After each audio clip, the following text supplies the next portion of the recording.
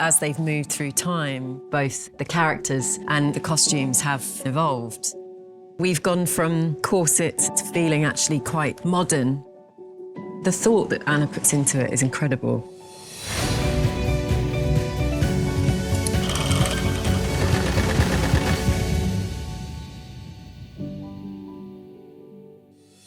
Hi, Focus Fashion fans. Welcome back to a very grand episode of Dressed, the series that celebrates the costumes of Focus Features films. Today, I'm here in London to discuss the third and final film, Downton Abbey, the grand finale. It's hard to accept that it's time to go. But the future of Downton Abbey is now in Mary's hands. Long live Downton Abbey. Amen to that. What an honor it is to be joined by you, the legendary, iconic costume designer, Anna Robbins. You have been a part of the Downton Abbey journey for quite a while. How did you start working with this particular timeline into what costumes you wanted to design? My job on this film was to blend the end of the 1920s, but really embrace the new aesthetic at the beginning of the 30s. So it shouldn't have felt like there was a completely new aesthetic for the film as a whole, but there was definitely an injection of a new way of dressing and a new way of making these evening gowns in particular. Good afternoon, ladies and gentlemen. Welcome to 1930.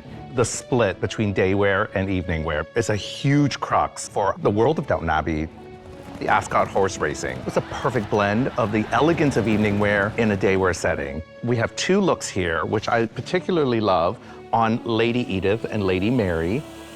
I wanted to feel really elevated, really cinematic, and I wanted the colours to really pop. Lady Edith's is an original, so this incredible lace, and just in the best, most like a confectionery pink that suited the tone of the piece so well, but equally layered on top with Lady Edith's dressing down of Sambrook. And you have to find another place for your playground. Have I made myself clear? It was a really lovely, shocking moment to see her be so strong whilst being so pretty. I love the pairing of the pink with this like beautiful French navy. I think they really also speak to the codes of the character. Lady Mary is those darker, more powerful colors, the navy blues, and then you've got the softer, neutral tones for Lady Edith and the pink and everything. This is something that I would not have guessed. I would have immediately raised my hand and said, oh, well, that's Lady Edith and that's Lady Mary. In this scene, Lady Mary is really vulnerable. She confides in Edith and she asks for her help. I'm in a fix. And a great lady like you might have an opinion worth hearing. Don't patronise me. I wouldn't dare. And Edith has this confidence. She's really kind of grown into herself and is very settled, and there's this confident power. So this is the back of a really dramatic pleated neckline, bias cut navy dress, paired with a fairly accurate replica of a Chanel dress. It looks like it's just made of air. There's something so light and vulnerable and delicate about it. And I think it needed to be a very delicate scene where Mary asks her sister for help. So I flip-flopped the colour palette that we see at Ascot the usual way. If he gives me funny looks for the rest of my life, I shall blame you. Laura, Michelle, thank you so much for joining Anna and I. This is so exciting to be able to have both of you here as we talk about the costumes from Downton Abbey, the grand finale. So first of all, I want to ask a broad question. You have lived with these characters for 15 years. How do you feel your characters have evolved for you, and then how has it evolved through the actual costumes? Both characters have hugely evolved over the 15 years of the show and then the 3 films. As they've moved through time, the costumes have changed and evolved. They all found careers really well, these girls, and that's really reflected in their wardrobe. Sort of when we started, they didn't imagine they'd do anything other than dinner and hunting and sort of lounging around. We've gone from, you know, corsets and feeling quite sort of rigid in the first series to feeling actually quite modern and quite free by the time we've got to this last film. There is so much that goes into costume design, the prepping, the planning, the creative thought. How collaborative is that process? It's amazing because we would come and, you know, just try on a lot of things, a lot of ideas. Yeah, but, shapes and... We would say what we liked and what worked, but it's really from Anna's genius brain. And really, the most favourite fittings, I mean, of my career. I would look forward to those fittings more than any other job. The thought that Anna puts into it is incredible. I've always designed Lady Mary and Lady Edith together in tandem because they play off each other. They're either in conflict or they're kind of complementing each other. And there's always been maybe a power differential, which I've done through like bolder primary colours on Mary versus like softer peaches and pinks on Edith. And actually in this film, the tables have turned a few times. While we're on the subject of bold, I would love to talk about these two outfits. Edith's dress, we found some little sample cards of vintage fabric from the early 30s. And then we worked with a digital printer to replicate it into a print for us. Peach is definitely a colour that we've dressed Lady Edith in a lot, but it wanted to feel really bold and confident and fresh.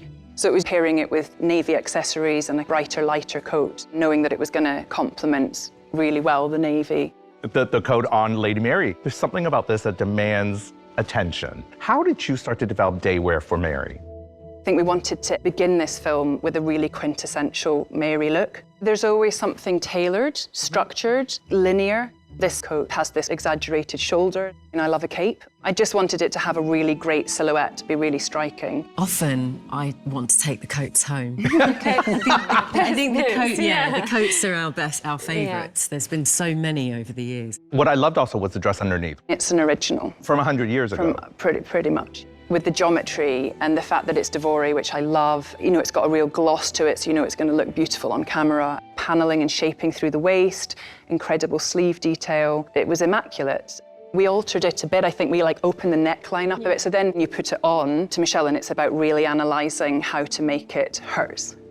It's pretty special when you have something that's been made so long ago. Something about the history of it and who potentially has, you know, worn this before. Oh, and the stories it could tell. Yeah. Absolutely. Lord knows what I'd have worn tonight if it wasn't ready. You will be a sensation. There are a handful of dresses that are iconic in movies. The red dress on Lady Mary at the Peter Fields Ball is going to be in the pantheon of iconic dresses.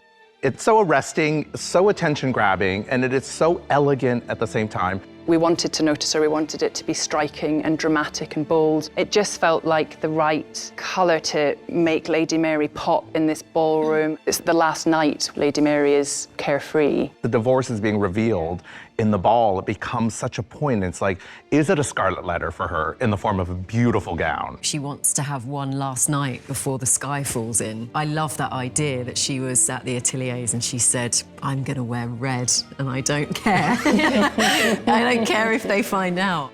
There was something so modern about the style. It's got that beautiful crossover at the back and then the diamond. The neckline is really unusual, just that slight halter. It felt like something that I would wear on a red carpet. You're looking exquisite! Why do they all want a picture of Mary? Because she's so pretty, of course. Lady Mary, got any words for me? Laura, let's talk about Lady Edith. Noel Coward comes to dinner. You have this incredible gown, cut on the bias. It is very you in a way that it has pattern, it has the softer tones, and it has that feeling of what Lady Edith is. The fabric from this is also from about 100 years ago as well. Yeah, the rose-patterned turquoise lame was a piece of fabric that I found in Paris, and it was just like Edith's colour through and through and just felt perfect for that final evening scene. But there was a finite amount, so my cutter found a way to panel it, and it was just like absolutely amazing. And we were like, okay, this is going to be a really good one. Laura, tell me what you felt when you put this dress on for the first time in the fitting. Oh, it's amazing. You feel a bit naked in it in this way, but very powerful. Like they're sort of comfortable and slinky, and yet that sort of way of showing off and feeling very powerful, which I think in these dinners, that's what it was about. And these jewels. The jewellery and the accessories across the board in Downton is next level. Accessorising with jewellery is a way to really set a look off. It's not every day you wear a tiara, so it's From the 1930s. So it's special. Well, thank you, Michelle, and thank you to you, Laura, and of course, thank you to Anna. And we're so excited for Downton Abbey, the grand finale. Thank you. Thank you. Families like ours must keep moving to survive. The world is changing. The way we talk, the way we dress. We're changing too. Thank you for joining us for this episode of Dressed. I hope you enjoyed this deep dive into the incredible collection of costumes from Downton Abbey, the grand finale. I can't wait to see you all again next time. Until then.